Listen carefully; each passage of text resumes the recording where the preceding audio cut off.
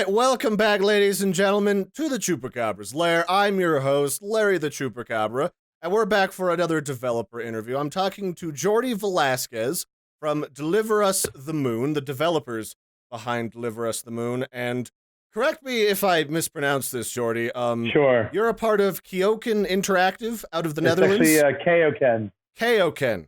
So it kind of sounds like the move. Yeah. Yeah, Keoken. exactly, yeah. Perfect. I mean, it's a good way to remember it. And so why don't you start us off by describing exactly what the game Deliver Us the Moon is all about? Sure. So Deliver Us the Moon is an exploration adventure game where the Earth's resources are nearly depleted, and the WSA, the World Space Agency, sends a lone astronaut to the moon to save humanity. You have to explore the abandoned bases that were there and find out what's going on and see if there's any way, with the information you gather, that you can save mankind. All right, cool. And so when I first checked this game out, I picked it up because it kind of looked like an even darker, broodier version of Portal. I mean, minus the Portal part, because that's kind of uniquely a Valve thing. But I had just gotten off of a Dead Space 3 kick, and I was just looking for something to play. And this kind of had that good cross-section of like the darker tones and the darker ambiance from a game like Dead Space, minus the zombies, of course. Exactly. Mixed with some of the puzzle games and the sci-fi from Portal or Portal 2. Absolutely. Well, what we're working on right now, honestly, it's pretty funny. Even the demo that you played, it's completely scrapped. We have literally, with Starbreeze now, we've gone back to the drawing board, and we're kind of, it's like we're making the game we've always wanted to make right now. So the tone of the game that the kind of creepy, kind of a little bit eerie, no zombies, it's a hard sci-fi game, is still there. But I could say I feel that it is definitely more refined now.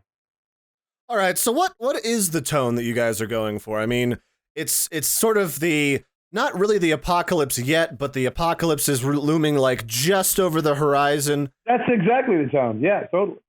The tone is actually, we had to write a thing about the tone today for Starbreeze because we're going to be presenting with them at PAX for their marketeers. But we were debating like exactly what we want. But in essence, all of it is kind of this, we want to trigger in the player an emotional response to really being on the moon. So loneliness, mystery, the vastness of the moon, all those things. Right. And so this is a game that's definitely going to have a lot of puzzles and a lot of things that you've got to fix, because the space stations and everything that are on the moon where you've got to get these resources to save humanity, they've all kind of gone to hell because no one can quite figure out what to do about this politically. Exactly. But is there going to be a sort of an action-y component, like in, say, a game like Portal? Eventually, you did have to deal with things that would shoot your face off. Well, there is some stuff we're going to be coming with. We want to be, we are making a harder sci-fi game, so something that we've done research with, but at the same time, we don't let it overpower the fun department. So we have created some gameplay elements, and we have some interesting stuff there, and there may be some surprises in that realm that you just spoke of as well. Okay, that's cool. And what exactly is if you can go any deeper on the story, do you guys have that written? Like, what exactly is going on with people not finishing stuff up on the moon? Is it like political, or is there a bit of like a sinister undertone, like maybe some weird experimentation was going on? I can only go so far as to say there were definitely politics involved. There was a bit of sinister shit going on. But I cannot dive any deeper because it's the kind of stuff that could possibly ruin the story. Right, and that's what you always kind of wonder. It's like, how much can we share now? Yeah, it's a little tough because I know that, for example, even with something like this, that it's going to end up that everyone in the office and probably over there at Starbreeze will see it, and they're going to go, did you reveal too much? So I think it's fair to say that you can expect, we're going to make it interesting. There's going to be a twist, and it won't even be like a cheap M. Night Shyamalan twist. It'll be one of those Twizzler twists. Exactly. Maybe Absolutely. maybe like a little half twist in the middle just to throw things in there. We feel it's gonna be cool. We try to manage expectations a little bit because we are still a smaller company. I kind of feel like Starbreeze has kind of took a gamble with us a little bit. Like, could this be something? It looks to have legs. So we still are a small company, just so people You don't want understand to, after last year, everyone's kind of afraid on the developer side of things, especially on the indie side, that they don't become the next No Man's Sky. Exactly. And, being that we're a space game as well, the question comes up all the time. And actually, those developers are great. And, unfortunately, I think Sony hyped them up a lot, but didn't give them any money. So yeah, I mean that's the problem of drinking your own Kool-Aid and someone else's Kool-Aid and kind of like a weird purple mixture when you're just kind of mixing and matching as a kid. I mean, Palmer Luckey's the VR guy. What was the guy's name from? Well, anyway. So you guys are making a space game. It's going to be very exploration based. And the one thing that made me wonder about sort of the conspiracy overtone was the original name back when you guys did your Kickstarter last year of your only companion in the game is going to be a little robot called the All-Seeing Eye. Yep. Yeah, we have, we're all a little bit, we want to be loosely political, but we do want to get across the message in the game about, kind of protecting the Earth as something that's important. We're big Elon Musk fans in the office, actually, and I don't know if you saw already. There's supposed to be some huge announcement today from NASA. I still haven't seen it, but we kind of try to keep track on this kind of stuff as well. We're kind of on the camp that we believe that we want to explore space. I mean, I really love Musk too, just because I feel like at some point when Musk was a kid and he realized he was really smart, he's like, I want to drive around on Mars. He just woke up one day, he's like, I'm gonna drive on Mars. And he said, but there's no air on Mars, so I'll have to, develop a company to get to Mars. We'll call it Space Extreme, which would later get shortened to SpaceX thanks to the focus groups. And then I'm also going to need to have a new type of car to drive around on Mars. So we're going to have to do one that's electric. And then we're going to have to make kick-ass rock and roll robots so that I can, be like, look how awesome I am on the surface of Mars. And we're going to have an electronic pay system. Yes, we're going to have something with Bitcoins. It's like, dang it, someone beat me to it. I guess I'll just have to invent. He's a pretty amazing guy. There's no question. Yeah.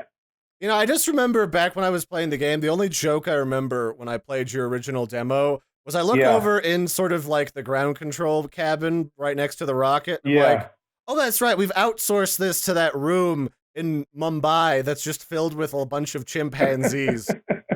You guys are doing good work. Don't fling too much poo at the monitors, though. Those are expensive. We that whole scene we're actually in redevelopment right now. Actually, there are definitely things we're keeping from the demo that you played, but we are under a redesign of a lot of things actually. All right, so you guys are gonna then be at PAX East soon next month. That's correct. What can people expect to see at the booth at PAX East? Well, first of all, they can expect us in the Starbreeze booth, which is insane for us. So we'll be there with Raid and with Dead by Daylight. So for us, that's kind of like they're our big brothers or something, These are guys who know what it's like to make huge games. So that's quite exciting. And then for us, for what we're going to bring to the table, we are actually going to be having a brand new demo, and everything in the demo is going to be actual gameplay from the final game, which we've completely have white boxed already, and we're kind of getting to the point where it might actually be complete in this coming months. So the gameplay will be real footage from the game. It will definitely be there, and we'll be showcasing the actual moon for the first time. Ooh, because I remember the original demo kind of ended like you reach the moon, you've gone through the launch sequence, and I'm assuming eventually there might be a mini game so that you don't crash or screw up the launch sequence and blow up. But you reach the moon, and then you're like, oh wait, that's right, we haven't been up here in years, and everything's all like worn out. and you got to like worry about enough oxygen. And then the door opens, you start to see some moon, and then back us on Kickstarter, and you're like, yeah. Well, it was kind of like the idea that, you know, we actually, you know, in our small testing and when we would go to these shows, we would find that everybody would wanted to go to the moon. So the best thing for us would be to tease the moon, because the moon is actually just kind of like a desert. So it would be interesting for like 10 minutes, you know? So we had to figure out, maybe if we tease it, that was the kind of safe way to show it a little bit. But I can tell you that even the moon has got a serious freaking upgrade, man. sounds good to me. Yeah. And I'm sure, you know, you guys will definitely send your favorite Chupacabra a copy of the new demo when it becomes available. The Chupacabra has been a good person to us, and he can definitely expect some new stuff if we have it. Absolutely. And how did you guys end up meeting Starbreeze? At E3. You know, we were actually invited to E3 by Microsoft. We presented with them. And one of the dudes from Microsoft, who was the guy who kind of got us on there, really nice guy, he told me, you know, maybe you should talk to this dude from Starbreeze. He's a cool dude. He's a great guy. And I said, okay. And I found him, and I literally told him, I think you're the guy who's going to publish our game. And he said, oh, really? He's like, well, let's check it out. And I said, hell yeah, let's do it. And he walked right over, and we told him about the story, kind of what we're thinking about doing. And he was like, yeah, I can get into this. That's almost like the perfect Mafia introduction. Like, hey, man, I know a guy. And you're like, oh, really? And you walk up to the Don like, I think I know the guy who's going to make you a lot of money on the next big score. Is like, oh, really? Listen, we were hoping it's like that. Oh, you know Vinny. I got that New York swag, you know. I went up to him, I was like, yeah, bro, what's up? I'm from Brooklyn. Hey, I'm walking here. No, that's awesome. And I mean, I've worked with and done stuff with Dead by Daylight, and they're cool. An interesting group of people. But it's really cool when you see a publisher that's made a lot of games or is working on the sequel to games that you loved as a kid, like Psychonauts 2, which I loved. That was a big one. Yeah, I loved Psychonauts the original. Like, it's really cool that another game that you saw before and played on Kickstarter gets picked up by them, because that not only says, like, ooh, you were right, that does look good, which is always good for an ego stroke for a YouTuber, but it's also nice to see, like, you guys actually get out there and start working on, you know, getting finished and published. You know, and the thing that was really nice about it is actually we were talking with a lot of different parties who were also big publishers as well, and some of them were even bigger than Starbreeze, but Starbreeze is a huge publisher, and actually, because they were a developer as well, and the kind of the culture that they have over there, they're just great guys. I mean, they're just really cool. So they understand more than just the marketing. They actually know how to get down into the trenches and get some work done. Totally. And honestly, we were kind of, you know, it's our first time ever doing. You know, we always tell people to, you know, please be patient with us, because everything we're doing on the business side and the development side is actually our first time kind of doing it. We're doing it live. We're doing it with our own title for our first time. So it's been pretty exciting, and it's all going pretty well. But Starbreeze has been, you know, just wonderful as a guide, you know, for guidance, and they're giving us. We have still own the IP, and they just kind of guide us a little bit, but they give us all the control in how we're making this game. So we're very, very happy. You gotta love indie publishing studios, because I think they do the best job of really helping to promote the indie community, especially with places like Early Access and Greenlight, which is going to go away soon. But it definitely, yeah, they're actually replacing it with just pay us money and we'll vet you, and then you get to go onto the marketplace. Oh, wow. I mean, I don't know if that's good or bad. I'm kind of on the wall about that one a little bit. I mean, I can certainly say that some of the more questionable people on places like Early Access would have no problems raising that initial capital to sneak in. Sure. Because, I mean, when you're talking about people that give away keys to get good votes, like, that's not really gonna fix things unless Valve does the thing where they're like, I don't know about this. This looks like the same assets that 7 other people used last week. Sure. I mean, but for us, Greenlight was a hugely successful campaign. We were really lucky to have that, especially going into a Kickstarter, because it allowed us to have keys and send them to people like yourself to get a little bit of coverage for it. So in that way, it was good. But at the same time, I also see maybe I see some games that I feel maybe they don't deserve to be there. I don't know. I mean, maybe that's harsh. It's hard to make a It's game. hard to look at somebody and say this guy's trying to rip someone off, because sometimes people are just trying to get their start and they're not quite up to snuff yet for like the big boys in the field. And that's unfair to people like that. But then there's also a lot of people that put some fly-by-night stuff up who are just trying to make a quick buck. Yeah, and it's more, and maybe if they vet, they can kind of eliminate that a little bit, I would hope. But I mean, I think maybe it's imperfect now, but maybe it's better. Hey, it's a process. Everything has to evolve slowly. It's a back and forth. But what I can say that I did like about Greenlight is that trying to advertise yourself on the internet now, like it used to be like, people are like, oh, you just need the perfect Facebook strategy or the perfect Twitter strategy. Well, now you gotta kind of do the shotgun approach to really get your name out there so that everybody sees your name, they get that brand awareness so that you can actually, you know, do things like a successful Kickstarter. And you guys did really well. Like it's always hard to tell how well people will do on Kickstarter. Yeah. Well, you know, for us, it was, you know, again, another instance where it was the first time any of us ever did something like that. And we did tons of research. We did about 6 months of research into it on all the ins and outs of it. And, yeah, we just went for it, you know, and we did a lot of old school tactics, but they worked. Actually, I don't know if you know why we blew up so much is because the biggest YouTuber of Germany actually picked us up. Oh, that's awesome. Yeah. So, and we were aiming everything to the U.S., but also to everywhere in the world. And it was actually a Dutch company. It was a neighbor next door who picked us up and blew us up. He even did a Twitch stream for us that he called "Deliver Us the Money." and really helped us out. I thought you'd like that. That's a good scheme there. I mean, that reminds me of when I was, and it's weird that you guys said initially that not a lot of people were going after your original demo because you were just blindly sending out messages. I've heard that from a number of different game developers, even ones that were, you know, ridiculously successful on Kickstarter. And I just thought that was odd because when I first got started back in 2014, like everyone just trawled through Kickstarter, just sifting through everything that they could find, looking for a demo, because that used to be a really simple way to get some extra views, was just by playing games that nobody else has got access to, by just finding a demo. We had to hustle those demos, man. We did not get a huge clamoring of people asking. There were definitely a couple, but you know, even you, for example, I found you by old school searching the internet. Yeah, like, oh, there's a Chupacabra guy, and he eats goats and plays games. I mean, he gets a copy. Done. Yeah. So that always struck me as kind of odd, because now like nobody bothers to mention it. Like I remember Hive Jump, I approached them because it was quite obvious they had a very robust demo, just like you guys did. Yeah. And when I see a robust demo, like that tells me these guys are serious enough that they prepared something to really sell themselves.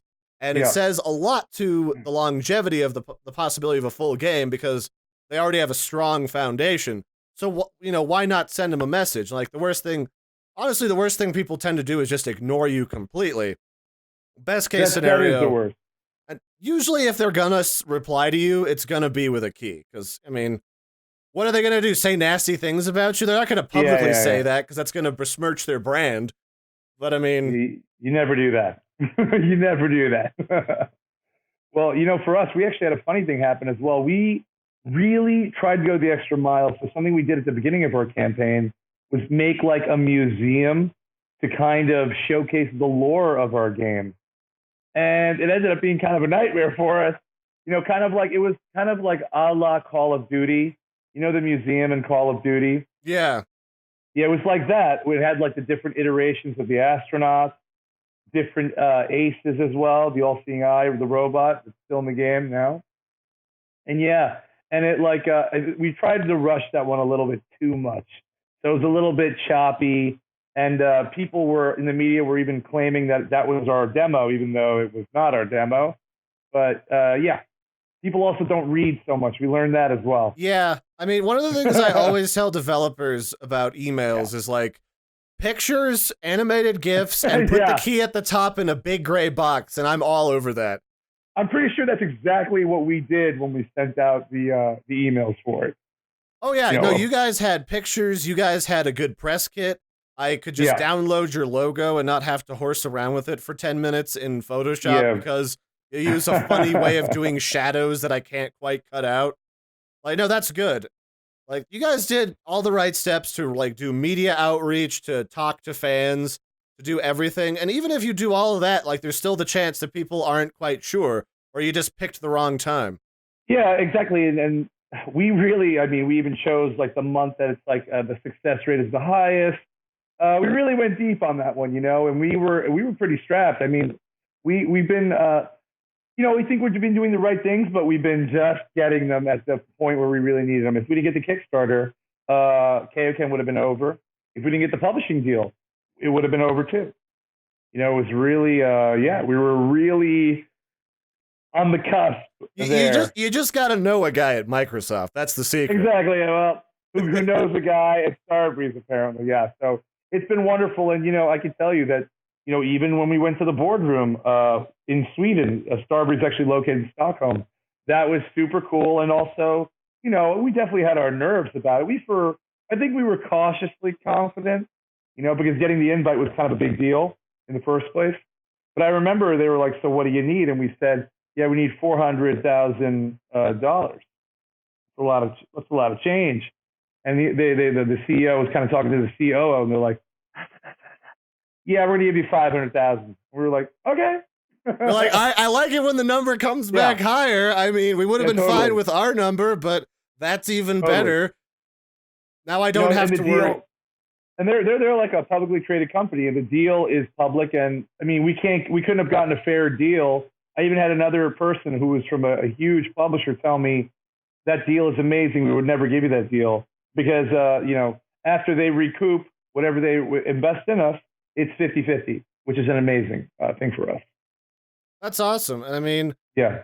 So when you guys are at PAX East coming up on, was it March 20 through the 22nd? Actually, I think it's the 8th to the 12th. Oh, 8th to 12th. Year. What is the 22nd? I don't know. But anyway. It might have been last year. Okay, so where is the Starbreeze booth at? Honestly, I don't know. All I can say is that they told me they've gone bigger than last year in a better, more strategic location. Oh, so they're going to hire Neil Armstrong's cousin to be in a NASA costume. Perfect. Honestly, I can tell you in the boardroom, they actually told Kuhn, who is the founder of Keoken, like maybe we should just send his ass to space. We've talked to Virgin Galactic. They've got a spot. We've signed you up. You just need to sign the waiver in case of explosive decompression or alien probing, and we're good. Well, it would be a huge marketing boost for us if we can get one of us to space. I told them I'm too afraid to go. I want to believe that I wouldn't be afraid, but I'd be freaking terrified. I mean, look, the guy who played Big Bird on Sesame Street declined NASA's offer to get flown up to the International Space Station and do science stuff. So, I mean, you're not the only one who's like, maybe burning up in the atmosphere. Could you do it? I'd do it, yeah, in a heartbeat. Really? Yeah. Oh, wow. These Colorado guys, man.